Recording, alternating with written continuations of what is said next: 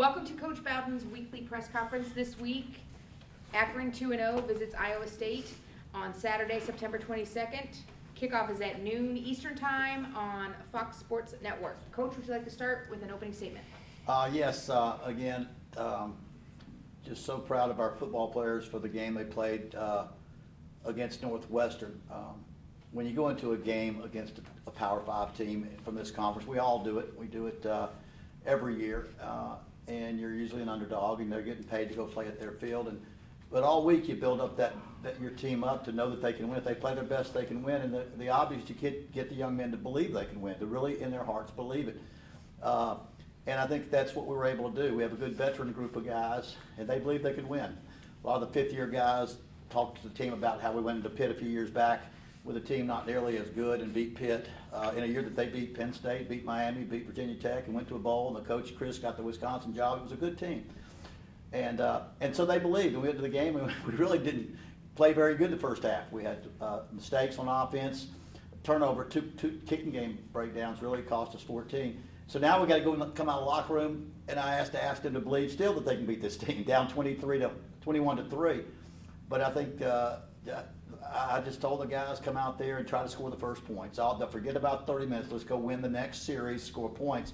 I think two of our captains, Kyle Ritz and Kyron Brown, talked to the team as I wasn't in their presence and made their statements to the players. And it really, we came out and boom, offensively we started clicking and scored points in the very first drive. Then we scored again. The defensive turnovers turned into touchdowns, and we, if they don't hit that long pass at the end, we win by 11. But we end up held on and won the game. So again, very proud of our players for played with a lot of pride, played very hard. Very aggressively, at times too aggressively. We've got to pull back a little bit and to eliminate some penalties. But again, if we'd have played less aggressive and with less confidence, I'm not sure we'd have won the game. But now it's Tuesday. We got to get ready. It's over. That game ended for our players. I'm giving a press conference and talking about it because that's what we do on Tuesdays here. But the thing, we're already on to Iowa State. They're as good or better. They are talented in different ways. They've got a veteran quarterback, outstanding running back, 6'6" receiver that you really just have to hope you can minimize the damage he's going to do because he's going to do some damage. They've got a cornerback that's one of the best in the conference. They've got a defense that all but 3 games held their opponents to 20 or less points last year. They 0-2, and they're probably pretty ornery. They're probably pretty cantankerous right now because they lost to their rival in a nice close game. And they almost beat the number top 3 or 4 team in the country in Oklahoma, which they beat last year.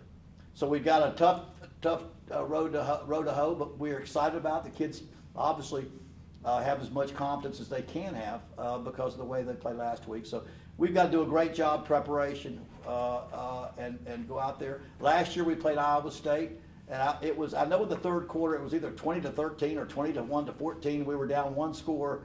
And then we had a targeting call that gave them the ball about the 5-yard line, and they scored. And then after that, the floodgates kind of opened. But it was a ball game, And so we're going to prepare hard, and I know our players will prepare hard for this game. And we look forward to what would have been our third Power 5 game in the first 4 if the Nebraska game had not been canceled. We're excited. So you weren't privy to what Kyron Brown said to the team? You kind of walk away and let them talk. And when I see the players want to talk to Kyron, and I think Kyle Ritz did too. I didn't know that because I knew Kyron did. You kind of want them to be that's between the players. Those are our captains. Those they speak to the team. So I go back in the coaches' room and let them do the talking to their players without the coaches around.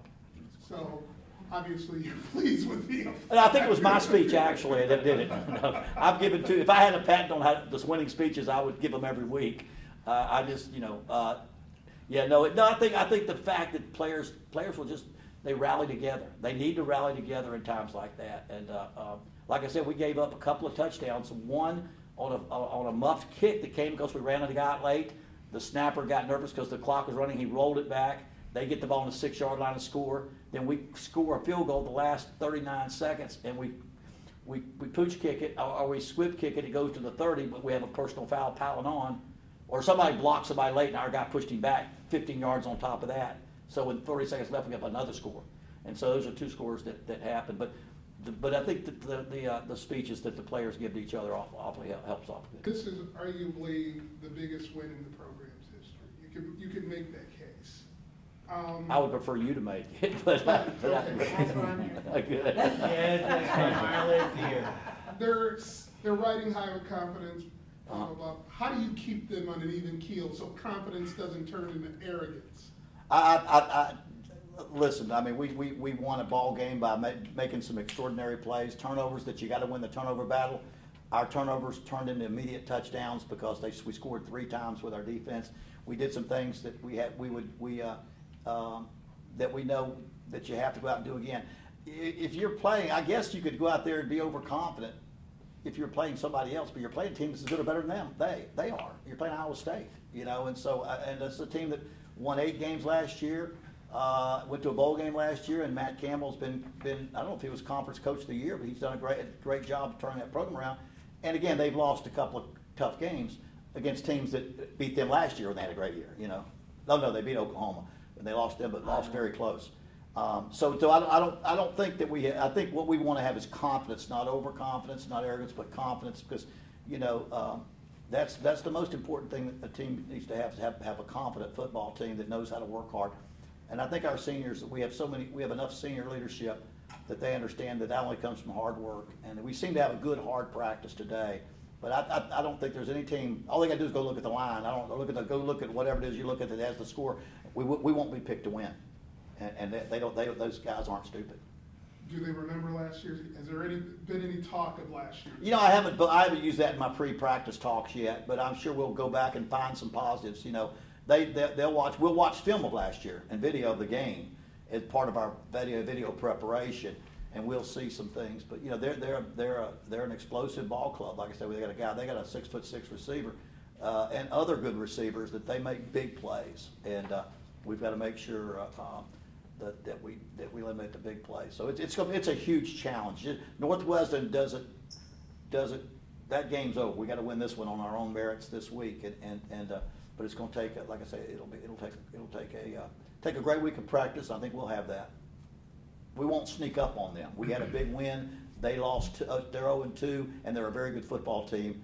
And so this will not be a sandwich game or all those things. You know, this will be one that both teams will want to go out there and try to win. So you talk about, you're building up everyone to believe they can win. All right.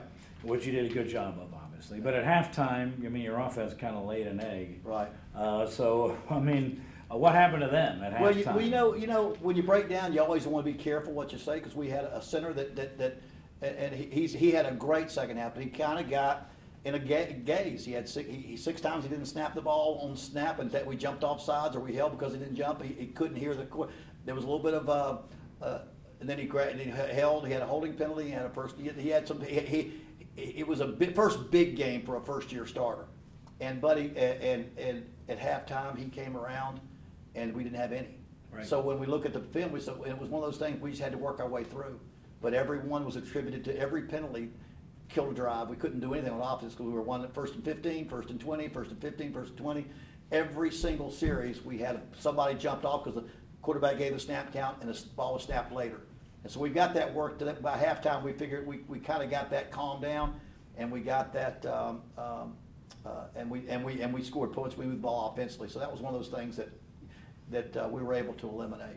Did Cato have a problem with cadence in those issues?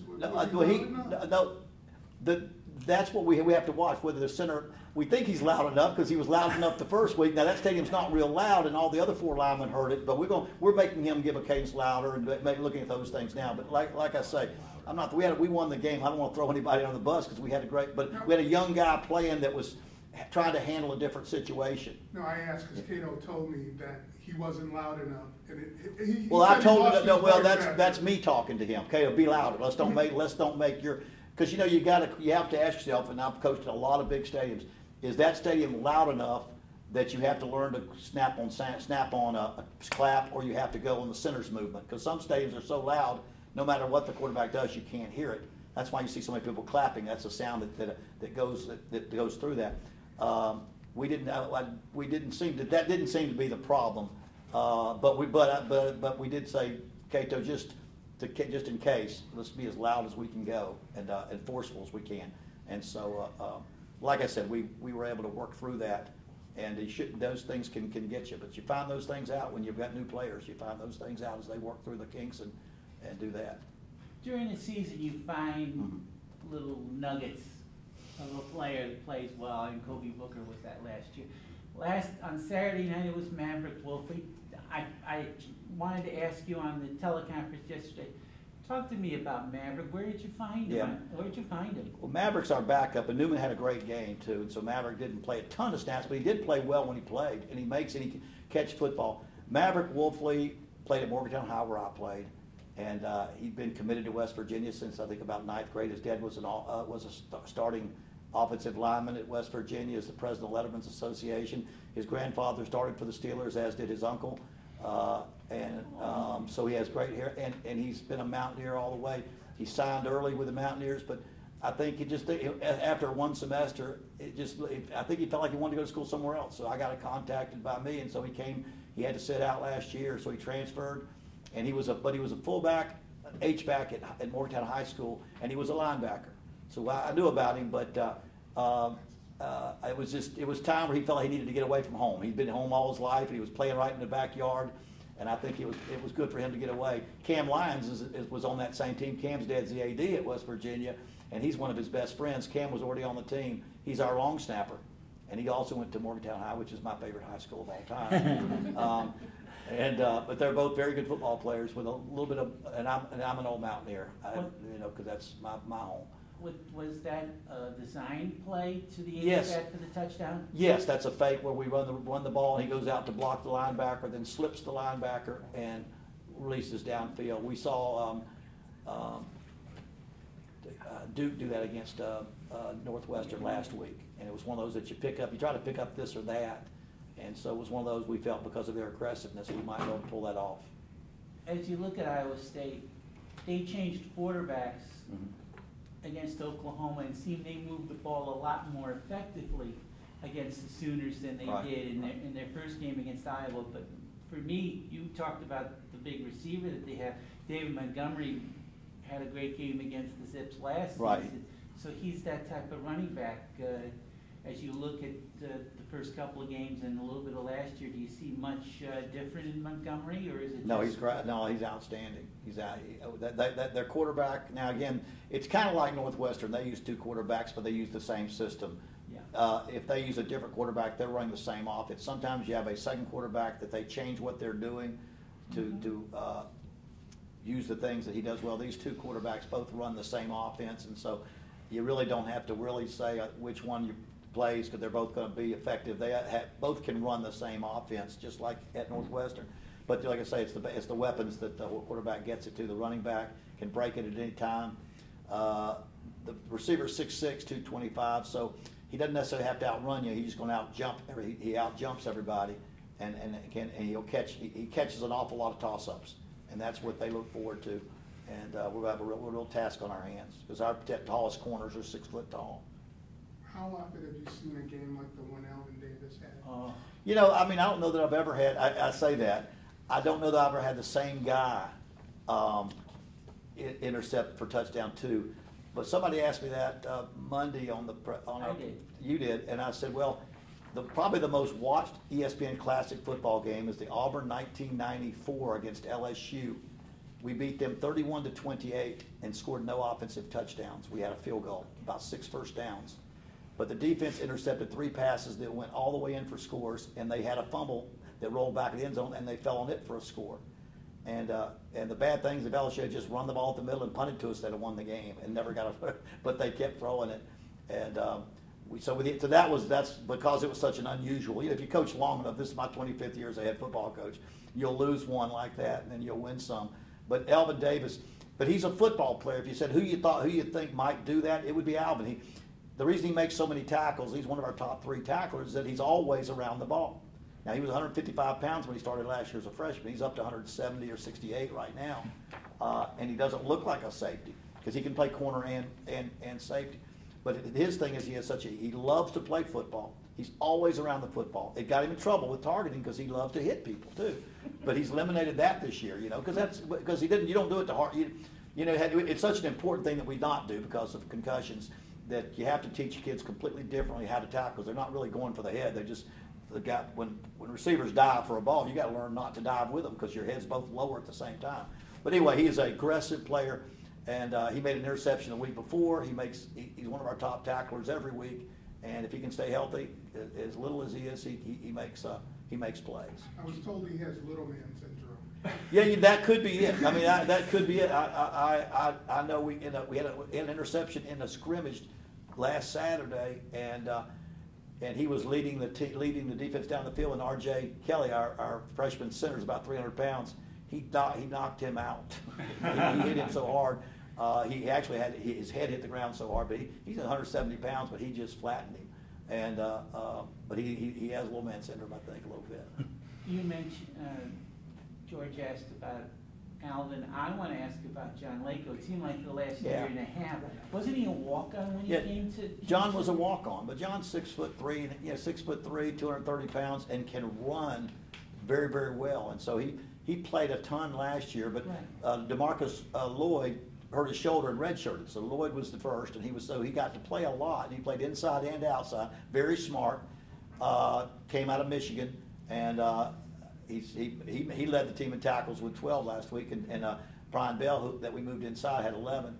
So, but he is a very, very good football player. You know, he's got that Jack Lambert size kind of guy. You know, the tall, lanky kind of guy that can run real well and is all over. So he is a smart, good football player that he's just gotten better and better. I don't think we went backwards by losing our starter, but we lost some depth there. But I don't think we were diminished in talent there. Doesn't defenses these days have to be a lot more, I don't want to say skinny, but a lot more. Play in space. Must be able to play in space. Spread offense. Yes, I mean the whole question always is at Lako's position, do you have to take him out and put a nickel? You take two of them out and play dime. Right. And if you do that and they run the ball, you've got guys that aren't as good running the ball, but they run it on 3rd and 6 a lot. So if you ever have outside linebackers like Gilbert who can run very fast, and you don't have to take them out, they call it playing in base. If you stay in base and play people that spread out, you got a better chance of stopping the run and the pass. But when you can put Butler in and Denzel Butler at nickel and things like that, it's a tad better. Coach, a couple of things about the passing game. We talked about this yesterday. Cato Nelson never got sacked one time. I mean, the offensive line did a great job of protecting him, letting him throw downfield. The second thing was obvious to me, and this is me, I don't want to get you in trouble, but it looked like our wide receivers were better than their secondary. They gave us a lot of cushion as the game wore on, and we had a lot of confidence in the passing game. I don't know that we were better, just like they threw for 300 or 400 yards. I don't know if their receivers were better. There were certain things they were giving up by stopping the run. Sometimes you give up. But I think we have some good speed, and if you want to, and Nebraska's, I mean Northwestern, I think they were always playing. You know what? We're not going to lose this game if we don't give up the deep ball. If we don't, but they gave it up. You know, they played aggressively up front to stop that run. You know, our receivers, we are more talented than we've been at receiver, top to bottom, we've ever been. You got that year with JoJo Natson and Jerome Lane, those two, but we have a bunch. They're inexperienced. There's a lot of routes y'all don't see that aren't run correctly in those, but they do have the ability to run by you. And of course, Quad has the ability to run by a lot of people. And the 4th and 2 where he ran the reverse, if you could watch that on video, their safety had him easily. And because he runs a 10-2, you know, he outran him to the sideline. It was amazing. And that was a critical play. But I don't know that if our receivers will get urgent, they need to get real urgent. Jonah and Bennett and Nate Stewart and Dre Williams is probably the most polished of all of them because of his years and years in Florida 7-on-7 ball that he was one of the top guys in that. But there's a bunch of good ones. If we can just continue to work and get on the same page, your quarterback and your receivers, the more they can throw together, then they have the timing. The more the quarterback can throw the ball quickly and not get sacked. But to throw it quickly, he has to throw it before they turn around. For him to do that, he has to be in perfect sync with them. He has to know how they're going to turn, where they're going to turn, when they're going to turn, recognize their body language. And they were not quite there yet. But they had the #1 pass sack guy in their defensive end. Was #1 sack guy in the Big Ten last year. And we were and so we did work very hard in making sure we got the ball out of the quarterback's hands quickly. And I think that's what we need to continue to do if we're going to avoid the sacks, is to get the ball out of the quarterback's hands. You might not want to say how big the victory was, but do you feel like your program is poised to like step to the next level? Well, you know, our slogan this year is "Finish the Climb," and that speaks of one thing: the conference championship. You know, the 3 years before I got here, we were 5-31. We were 127 out of 127 in the country. The past 3 years, our receivers were 20-19, and our seniors have a chance to be the most successful senior class ever. The next level is winning the conference. That means, and that's hard to do, but that's our goal. That's our goal. But we won 5 out of 6 home games last year. The only team we lost to was Iowa State. We've beaten our rival 3 times in a row. 8 wins 3 years ago was the most we've ever won as a Division I team. But we haven't won the conference championship. And the teams we lost to last year, Troy, FAU, Toledo twice, then Penn State, and Iowa, they were all conference champions. We got to be a conference champion. So that's what we're striving to do. That's our goal. Of course, we want to win this game, and this is the next big one. These kind of games put you on the map. They get you recruits. They get you recognition. But the prize in the MAC starts a couple of we'ks from now. But we've got to, and that's the one. But you know, I hope we're never satisfied of getting better and better and becoming a better football team. I think it's where Akron wants to be. I don't know that we have been there. You know, we fired the last 5 coaches that have been here, and I don't want to be the 6th. You know, but I am proud of where our program has come. We're going to work very, very hard in difficult times for the university, and our times of enrollment going down over the last 7 years, and obviously budgets going down. We don't want to go down. We want to continue to rise, and I'm so proud of our players and our coaches and where they are. But if we're going to, we want to go to the next level. That's personal pride. That's what you're going to coaching for. That's what players come here to play for, and that's what our goal is. And right now we just have to focus on Iowa State. But that is why I believe that game was important to us, because I believe that the athletic department, the university, the city, when we beat a Big Ten team like Northwestern with the academic reputation that they have, and for the last 15 years at least, the reputation football-wise they have, is one of the top teams in the Big Ten. We go to their place and beat them. It's a pride for everybody here, everybody in this city, everybody that has. The great thing about this university, it's like Auburn. It has our city's name on the hat. When you wear our hat, it's the city's name, and that was one thing about Auburn that was so neat. Because Auburn was once API, and we were almost something like Tech, I think. But I think those games are very, very important to us, and I'm so glad. It did mean more than the Pitt win, because of our affinity. I don't know if that's the right word for the Big Ten. This is a Big Ten country. We love watching Big Ten football when we're not watching Akron. Ulysses Gilbert just told me that guys are doing more of the little things it takes to win. You know, like he didn't use the word professionalism, but I almost see it that way. Yeah. Have you noticed that I seem to be? I've coached a long time, 25 years, and I've coached a lot of players I really like, and some I don't like that much. But I've got a great bunch of guys. I've got a lot of seniors, and I think we have a ton of character. I don't have a lot of problems, and every year, if any of y'all could imagine raising 100 men that are 18 to 22 years old that you didn't raise, you're going to have all types of personalities. And so this has just been a special group. Last year, every single senior, if we have 2 graduate this semester, every single senior will graduate. Last year and this year, we expect the same thing.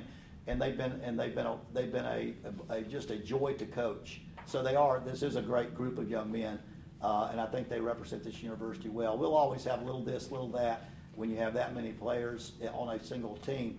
But I think what Ulysses is talking about, or what we talk about every day: do you go to class? Are you responsible? Are you courteous? We're not bullies around the campus. We're not anything that you get sometimes stereotyped into as an athlete. And I think these players have done a good job. Knock on wood. One game doesn't make us superhuman or super perfect. Every day we have to work, like anybody else, every day we have to work on being good. And every day we talk about just being good at the little things. If I have to worry about whether they go to class all day, we can't worry about how to win a football game. If I have to worry about what my non-travelers do back in the streets while they're here, while we're on the road, then I'm worrying too much about that. And so hopefully, that we'll continue to try to do right and be a positive, and be the positive for this university that I think this university needs positives. Coach, you talk about one game doesn't make or break you, but how do you avoid, I guess, getting complacent after a win as big as what Saturday was? Because obviously it's such a high, and now you got to go out and play another game next week. Again, we're not even in our conference yet. There's a lot of football to be played, and our guys, I think we'll take them one game at a time. Like I said, you can't get. It's hard to get overconfident when you got a team that's going to be favored by what? I don't even know what it's going to be. It's going to be 17, 14, 21. It'll be. We're going to say, man, these guys. Nobody thinks y'all can beat this team. How in the world? Nobody's going to think you can beat this team. And we're not going to be hard to show them that. And so, and then, and then, to some extent, it's not the players. They don't have the choice about whether to practice hard. They may not want to, but we coaches have the choice of whether we practice them hard or not. But like I say, it's a good group. This is a good football team we're playing. We're going to go out and play as hard as we can, and we play as hard as we can. The ball bounces our way a little bit. We know for a fact that it happened last week, and somewhere in this country there will be an upset. There will be probably several. We just would like it to see if it will happen again. But I don't think, regardless of the outcome, I think our players are going out there ready to play, and they will do that. Cato, I think it's getting easier for Cato at this point. That's a good point.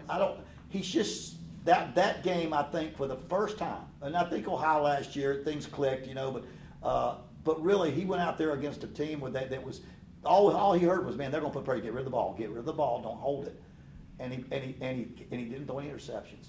And he scrambled very well. When he made 8, he made 2 guys miss to make 8. He did a great job of scrambling, a great job with poise,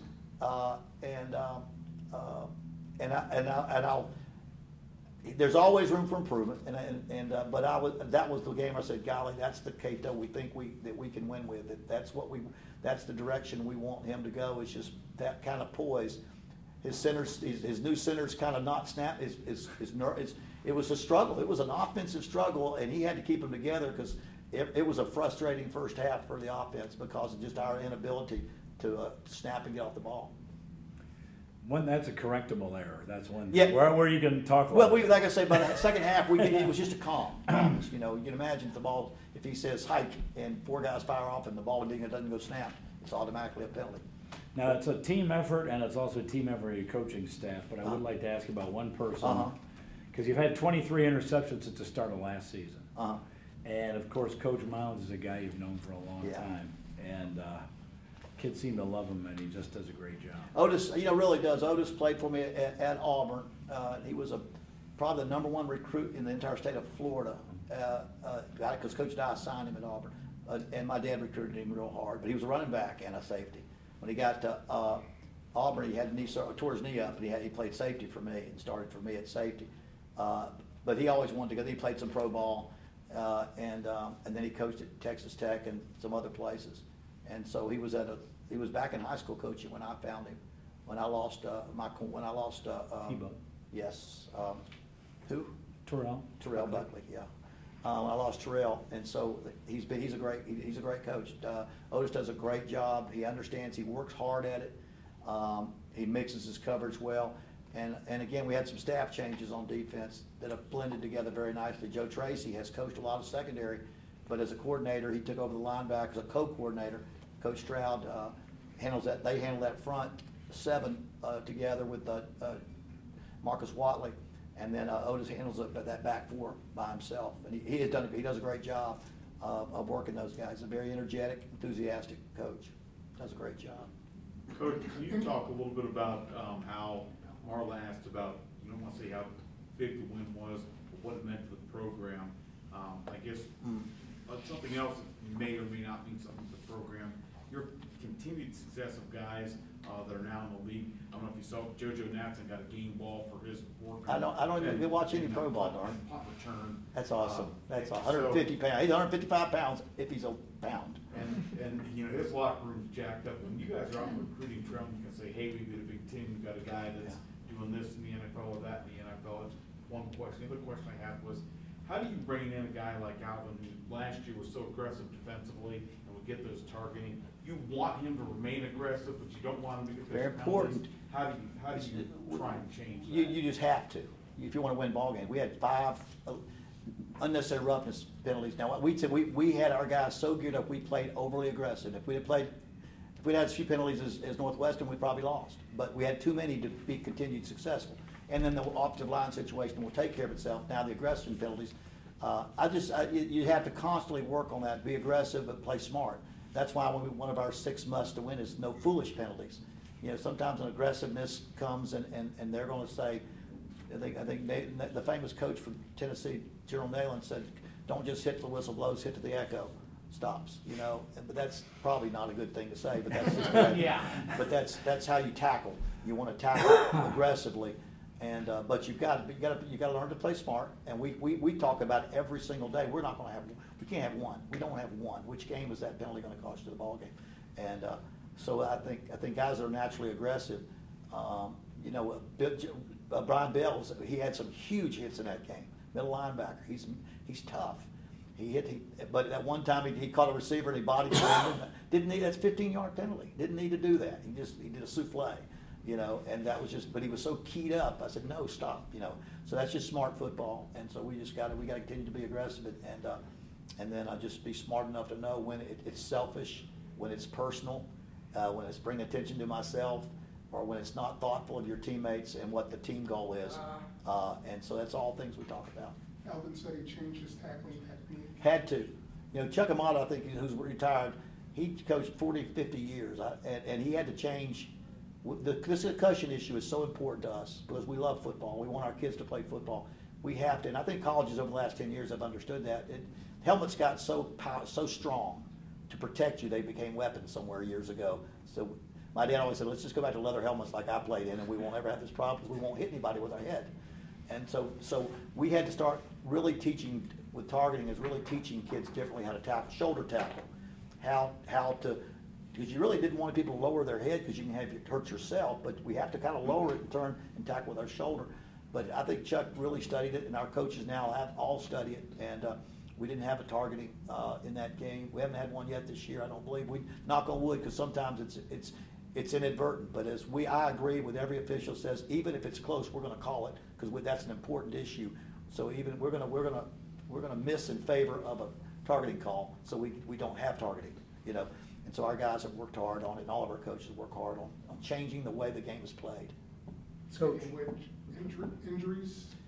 We right now I think we have 2 guys that we don't know the extent of it, but Featherstone and Baptiste are hurt. We won't make any kind of decision until Friday, probably before we travel. What we're going to do on that, and then DeMarcus Lloyd's out for the year. Coach, in preparation for this week, obviously you probably watched film of Iowa State against Iowa and against Oklahoma. How much have you watched from the game last year when they came here to Akron to play? My coach, you know, Monday and Sunday we watched the game before, and I haven't got to last year's game of us yet. I've watched as much as I can so far, but a lot of my assistant coaches have watched more than I have because I've had things that I have to do on Sundays and Mondays. We do our TV show and things, and so I get a little bit behind. But yes, we have watched much of last year, and I've now just focused on the 2 games this year that they played. But we'll watch key games last year. Their staff is back from last year. They're doing a lot of things that they did last year. But the more your games you get this year, the more you don't have to watch last year, except against us, you know. And we're doing a few things differently as well, so that's not going to carry. They know we've changed some of the things that we're doing.